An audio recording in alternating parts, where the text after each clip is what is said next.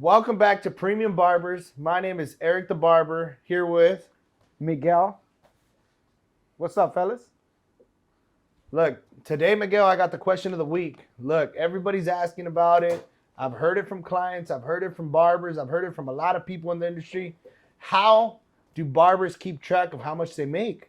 We all know that we make money, but how do we keep track of you doing it for 9 years? How do we keep track of how much money we make? Well, I try to tell barbers all the time, man. The first thing you need to do before anything, you gotta go open two bank accounts. Uh-huh. The reason why you wanna keep your money separated, so you don't wanna commingle your funds, which means that you wanna open one for your personal and then one for the business, your barbering business, because you are a business. You are renting the chair, so you're gonna be liable for any taxes, any liabilities, or anything. So that's your first step. So open two bank accounts. Step one. Two bank accounts, Okay. all right? Don't commingle. Don't go buying clippers with your personal. Don't go buying lunch for the girlfriend with the business one. Simple, right? It sounds simple, but a lot of people are not going to do it. Second thing that I would suggest you do, I know that we use Square appointments to keep track of the appointments and to have a way of keeping track of the credit cards, right? And you know what? Can you tell the people a little bit about what Square is? Square is an application that you're able to use to book your appointments. You also keep track of your credit card transactions, and you also are able to keep. I feel like it's an easy way for clients to book. Yeah, You lets you create a website.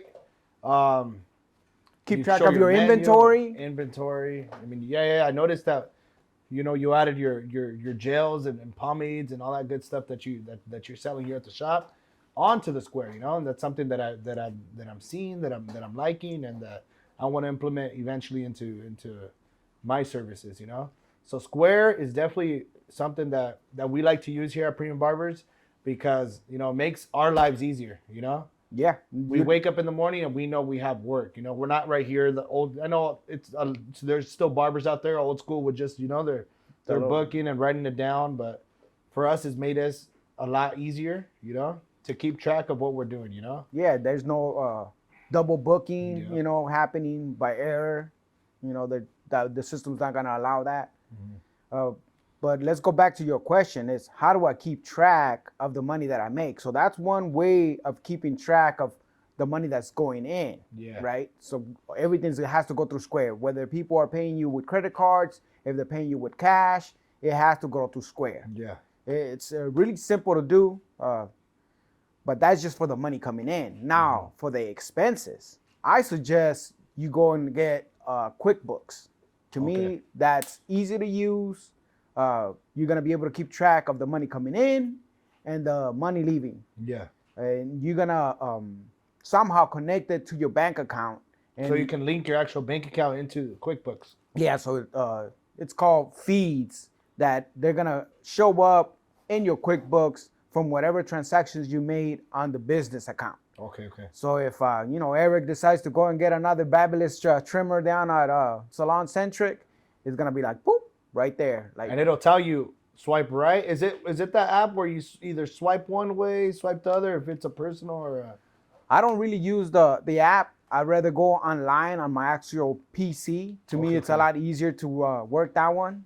But yeah, I have also played with the app, and it works pretty much that way, like Expense or whatever. Okay. But you want to be able to say like a description of what that thing was, like whatever. If it was a sale, you're gonna be like, oh well, that's income. Okay. Right? And if it's you buying some clippers or if you're buying water, they're gonna go in two different categories. Yeah. One is gonna go for. So you have to learn how to separate all those different categories. Yeah. When eventually money's starting to come out, because you need to buy new clippers, you need to feed yourself, buy yourself new clothes, and that all goes into different categories. I guess the way to see it is like different buckets. Yeah. Like. Oh yeah.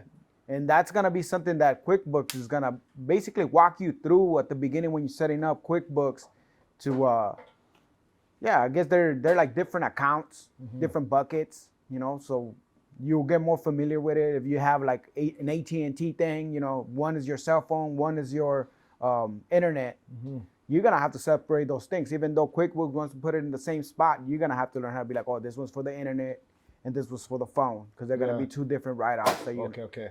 And that's what you're trying to maximize, the write-offs at the end of the year. Yeah. So it's not just about what you're making in a day. It's about how much you're going to be able to keep at the end of the year. Exactly. Because the whole purpose of using QuickBooks is to maximize your deductions, keep track of all that you spend. I know a lot of barbers like to use that cash money to go buy something. I feel like that's a big no-no. Because it's harder to keep track. That's a write-off. Yeah.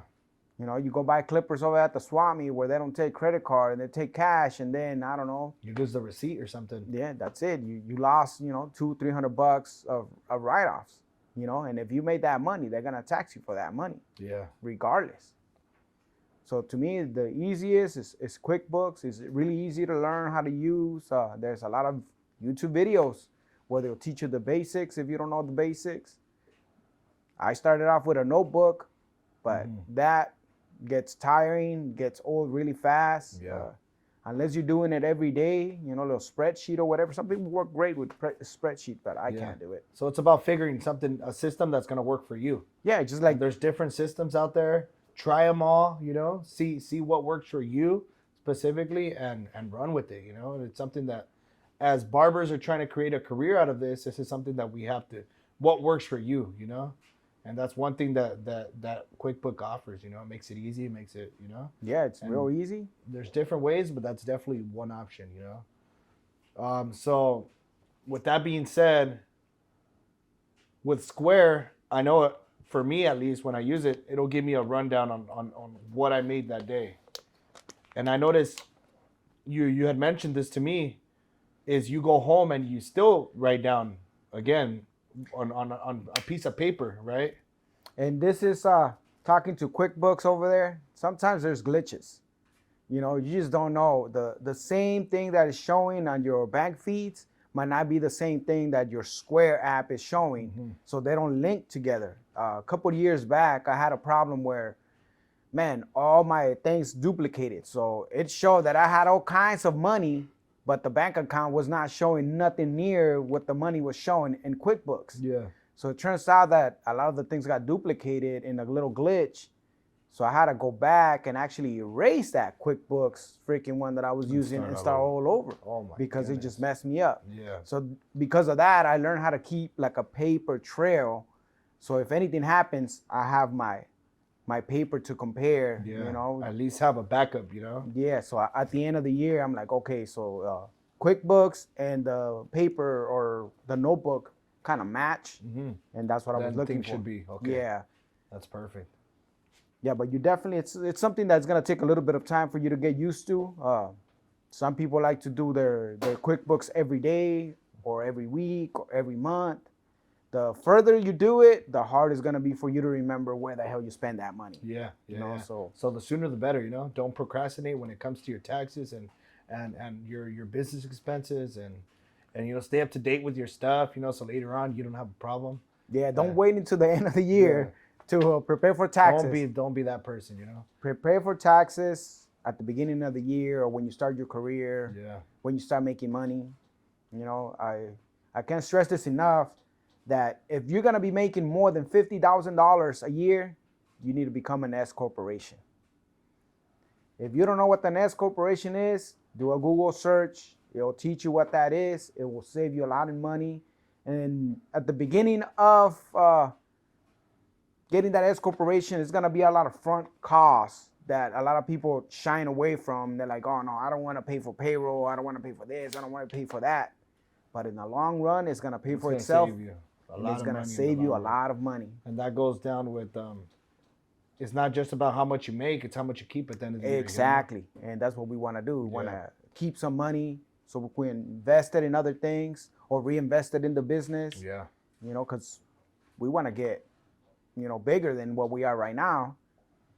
And I hope some people take some of this advice, you know, and really do it, because I see a lot of barbers out there.